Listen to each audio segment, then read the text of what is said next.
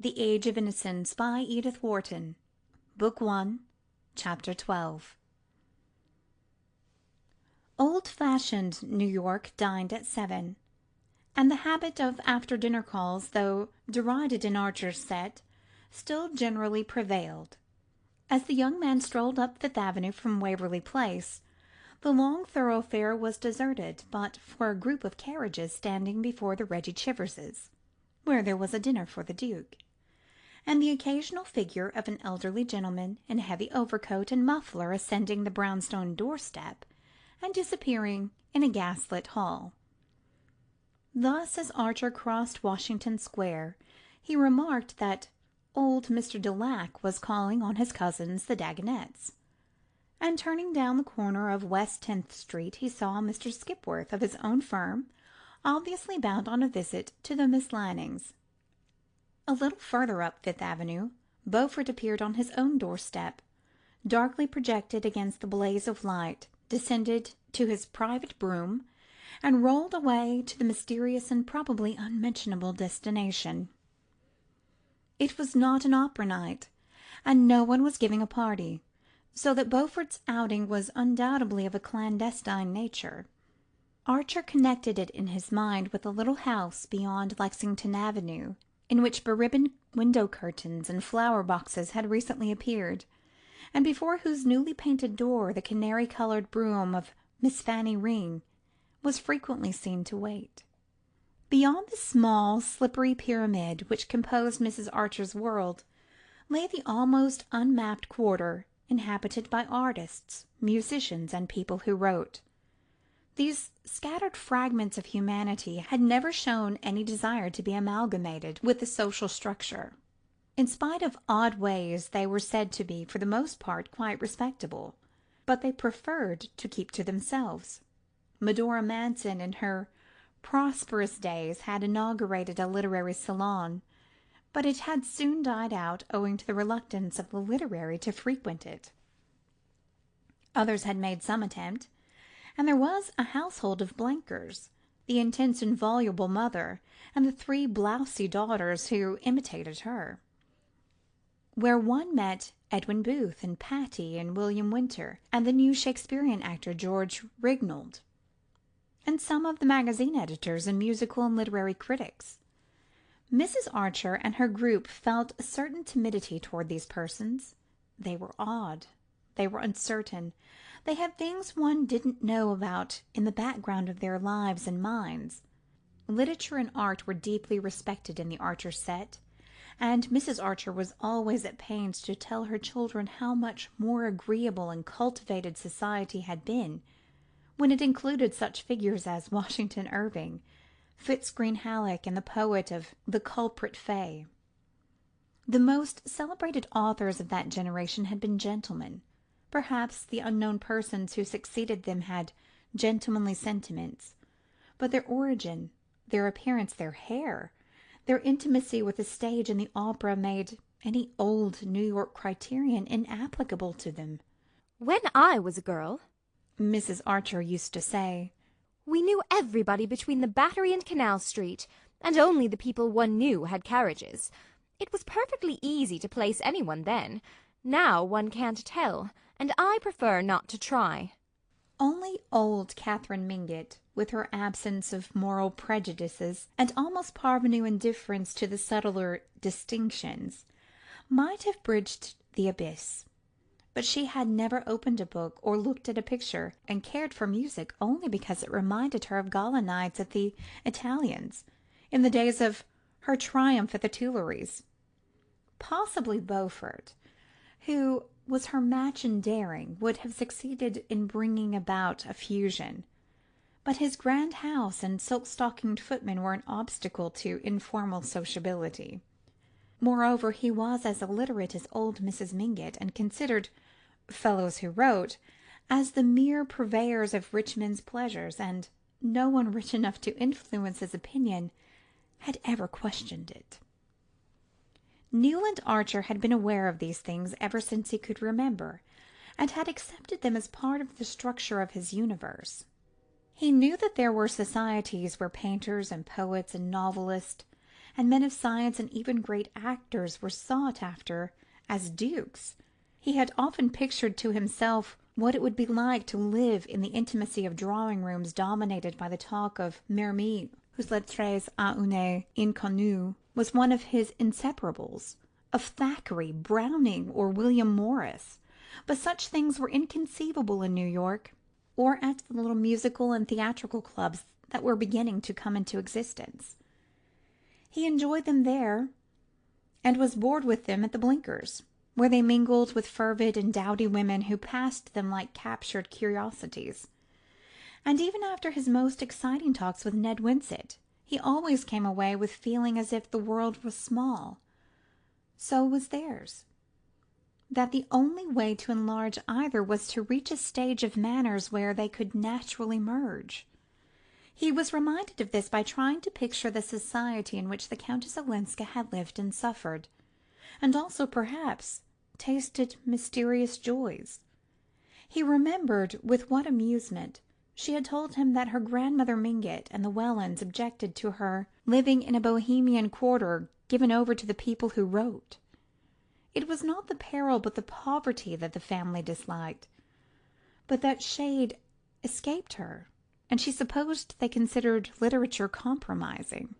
She herself had no fears of it, and the books scattered about her drawing-room, a part of the house in which books were usually supposed to be out of place, though chiefly works of fiction, had whetted Archer's interest with such new names as those of Paul Bourget, Huysman, and the Goncourt brothers. Ruminating on these things as he approached her door, he was once more conscious of the curious way in which she reversed his values, and of the need of thinking himself into conditions incredibly different from any that he knew, if he were to be of any use in her present difficulty. Nastasia opened the door, smiling mysteriously. On the bench in the hall lay a sable-lined overcoat, a folded opera hat of dull silk with a gold J.B. on the lining, and a white silk muffler. There was no mistaking the fact that these costly articles were the property of Julius Beaufort. Archer was angry, so angry that he came near scribbling a word on his card and going away. Then he remembered that in writing to Madame Olenska he had been kept by excess of discretion from saying that he wished to see her privately.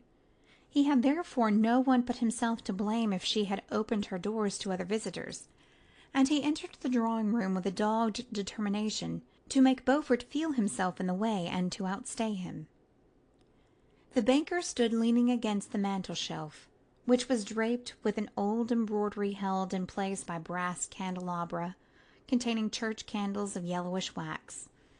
He had thrust his chest out, supporting his shoulders against the mantel and resting his weight on one large patent leather foot. As Archer entered, he was smiling and looking down on his hostess, who was on a sofa placed at the right angles to the chimney. A table banked with flowers formed a screen behind it, and against the orchids and azaleas, which the young man recognized as tributes from the Beaufort hothouses, Madame Olenska sat half reclined, her head propped on a hand, and her wide sleeve leaving the arm bare to the elbow. It was usual for ladies he received in the evening to wear what was called simple dinner dresses, a close-fit armour of whaleboned silk, slightly open to the neck, with lace ruffles filling in the crack, and tight sleeves with a flounce uncovering just bare to the wrist to show an Etruscan gold bracelet or a velvet band.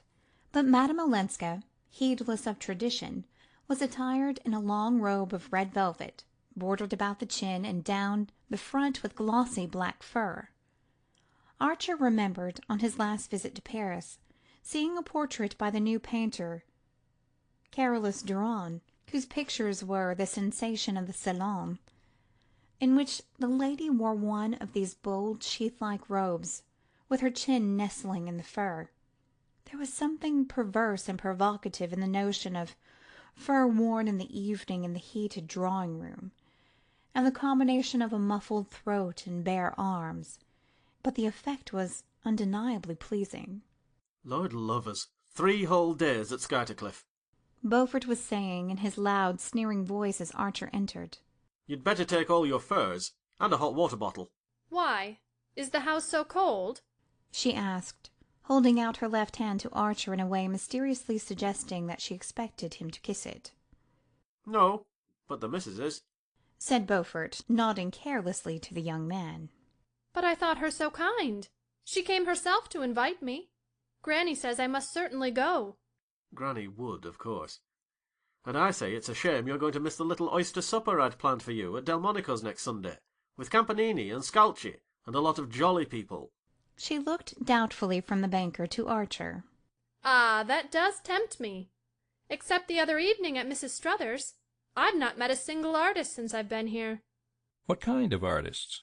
I know one or two painters, very good fellows, that I could bring to see you if you'd allow me, said Archer boldly. Painters? Are there painters in New York? Asked Beaufort in a tone implying that there could be none, since he did not buy their pictures. And Madame Olenska said to Archer, with her grave smile, That would be charming. But I was really thinking of dramatic artists, singers, actors, musicians. My husband's house was always full of them. She said the words "my husband" as if no sinister associations were connected with them, and in a tone that seemed almost to sigh over the lost delights of her married life. Archer looked at her perplexedly, wondering if it were lightness or dissimulation that enabled her to touch so easily on the past at the very moment when she was risking her reputation in order to break with it. I do think, she went on, addressing both men, that the imprévu adds to one's enjoyment. It's confoundedly dull, anyhow. New York is dying of dullness. Beaufort grumbled. And when I try to liven it up for you, you go back on me. Come, think better of it. Sunday is your last chance, for Campanini leaves next week for Baltimore and Philadelphia, and I've a private room and a Steinway, and they'll sing all night for me. How delicious! May I think it over, and write to you tomorrow morning? It's perhaps a mistake to see the same people every day. She spoke amiably, yet with the least hint of dismissal in her voice. Beaufort evidently felt it, and being unused to dismissals, stood staring at her with an obstinate line between his eyes. Why not now? It's too serious a question to decide at this late hour. Do you call it late? She returned his glance coolly. Yes, because I have still to talk business with Mr. Archer for a little while. Ah! Beaufort snapped. There was no appeal from her tone, and with a slight shrug he recovered his composure, took her hand, which he kissed with a practised air, and calling out from the threshold, I say, Newland, if you can persuade the Countess to stop in town, of course you're included in the supper. left the room with his heavy, important step. For a moment Archer fancied that Mr. Letterblair must have told her of his coming, but the irrelevance of her next remark made him change his mind. You know painters, then? You live in their milieu? She asked, her eyes full of interest. Oh, not exactly. I don't know that the arts have a milieu here, any of them. They're more like a very thinly settled outskirt. But you care for such things? Immensely. When I'm in Paris or London, I never miss an exhibition. I try to keep up. She looked down at the tip of the little satin boot that peeped from her long draperies. I used to care immensely, too. My life was full of such things. But now I want to try not to. You want to try not to? Yes. I want to cast off all my old life, to become just like everybody else here. Archer reddened. You'll never be like everybody else, he said. She raised her straight eyebrows a little. Ah, don't say that. If you knew how I hate to be different. Her face had grown as sombre as a tragic mask. She leaned forward, clasping her knees in her thin hands and looking away from him into remote, dark distances. I want to get away from it all, she insisted. He waited a moment and cleared his throat. I know. Mr. Letterblair has told me. Ah? That's the reason I've come. He asked me to. You see, I'm in the firm. She looked slightly surprised, and then her eyes brightened. You mean you can manage it for me? I can talk to you instead of Mr. Letterblair? Oh, that will be so much easier. Her tone touched him, and his confidence grew with self-satisfaction. He perceived that she had spoken of business to Beaufort simply to get rid of him, and to have routed Beaufort was something of a triumph. I'm here to talk about it, he repeated. She sat silent, her head still propped by the arm that rested on the back of the sofa. Her face looked pale and extinguished, as if dimmed by the rich red of her dress. She struck Archer of a sudden as a pathetic and even pitiful figure. Now we're coming to hard facts, he thought, conscious in himself of the same instinctive recoil that he had so often criticized in his mother and her contemporaries. How little practice he had had in dealing with unusual situations. Their very vocabulary was unfamiliar to him, and seemed to belong to fiction and the stage. In face of what was coming, he felt as awkward and embarrassed as a boy. After a pause, Madame Olenska broke out with unexpected vehemence. I want to be free. I want to wipe out all the past. I understand that. Her face warmed. Then you'll help me. First, he hesitated. Perhaps I ought to know a little more. She seemed surprised. You know about my husband? My life with him? He made a sign of assent. Well, then what more is there? In this country are such things tolerated? I'm a Protestant.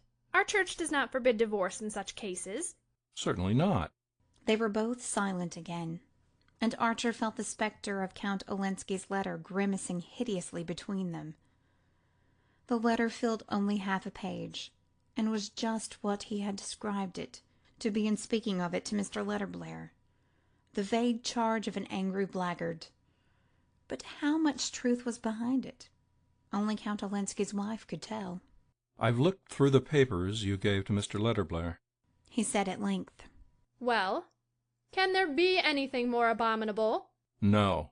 She changed her position slightly, screening her eyes with her lifted hand. Of course you know, Archer continued, that if your husband chooses to fight the case, as he threatens to, Yes. he can say things that might be disagreeable to you. Say them publicly, so that they would get about and harm you, even I mean, no matter how unfounded they were. She paused for a long interval, so long that, not wishing to keep his eyes on her shaded face, he had time to imprint on his mind the exact shape of her other hand, the one on her knee, and every detail of the 3 rings on her 4th and 5th fingers. Among them he noticed a wedding ring did not appear. What harm could such accusations, even if he made them publicly, do me here? It was on his lips to exclaim, My poor child, far more harm than anywhere else. Instead, he answered in a voice that sounded in his ears like Mr. Letterblair's. New York society is a very small world compared with the one you've lived in, and it's ruled, in spite of appearances, by a few people with, well, rather old-fashioned ideas. She said nothing, and he continued. Our ideas about marriage and divorce are particularly old-fashioned. Our legislation favors divorce. Our social customs don't. Never? Well, not if the woman, however injured, however irreproachable, has appearances in the least degree against her, has exposed herself by any unconventional action to offensive insinuations. She drooped her head a little lower, and he waited again, intensely hoping for a flash of indignation, or at least a brief cry of denial. None came. A little travelling clock ticked purringly at her elbow, and a log broke in two and sent up showers of sparks.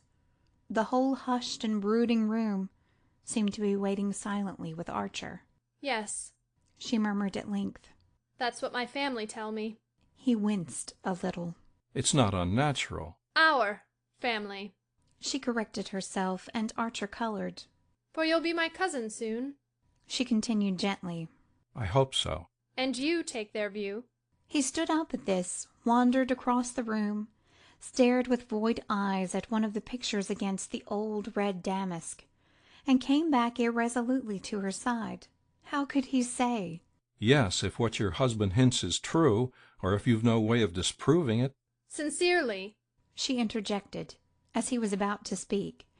He looked down at the fire. Sincerely, then. What should you gain that would compensate for the possibility, the certainty of a lot of beastly talk? But my freedom! Is that nothing? It flashed across him at that instant that the charge of the letter was true, and that she hoped to marry the partner of her guilt. How was he to tell her that, if she really cherished such a plan, the laws of the state were inexorably opposed to it? The mere suspicion that the thought was in her mind made him feel harshly and impatiently towards her. But aren't you free as air as it is? He returned. Who can touch you? Mr. Letterblair tells me the financial question has been settled. Oh, yes, she said indifferently. Well, then, is it worth while to risk what may be infinitely disagreeable and painful? Think of the newspapers, their vileness. It's all stupid and narrow and unjust, but one can't make over society. No, she acquiesced, and her tone was so faint and desolate that he felt a sudden remorse for his own hard thoughts.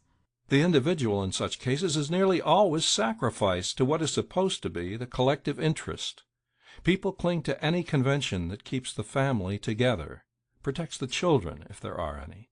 He rambled on, pouring out all the stock phrases that rose to his lips in the intense desire to cover over the ugly reality which her silence seemed to have laid bare.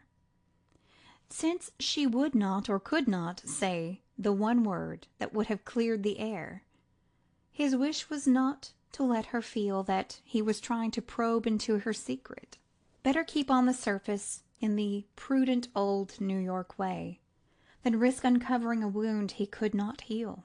It's my business, you know, he went on, to help you see these things as the people who are fondest of you see them. The Mingotts, the Wellens, the van der Luytens, all your friends and relations. If I didn't show you honestly how they judge such questions, it wouldn't be fair of me, would it? He spoke insistently, almost pleading with her in his eagerness to cover up that yawning silence. She said slowly, No, it wouldn't be fair. The fire had crumbled down to grayness, and one of the lumps made a gurgling appeal for attention. Madame Olenska rose, wound it up and returned it to the fire, but without resuming her seat. Her remaining on her feet seemed to signify that there was nothing more for either of them to say, and Archer stood up also. Very well. I will do what you wish, she said abruptly. The blood rushed to his forehead, and, taken aback by the suddenness of her surrender, he caught her two hands awkwardly in his. I do want to help you, he said. You do help me. Good night, my cousin. He bent and laid his lips on her hands, which were cold and lifeless. She drew them away, and he turned to the door, found his coat and hat under the faint gas lamp of the hall, and plunged out into the winter light, bursting with the belated eloquence of the inarticulate. End of Book 1, Chapter 12 of The Age of Innocence.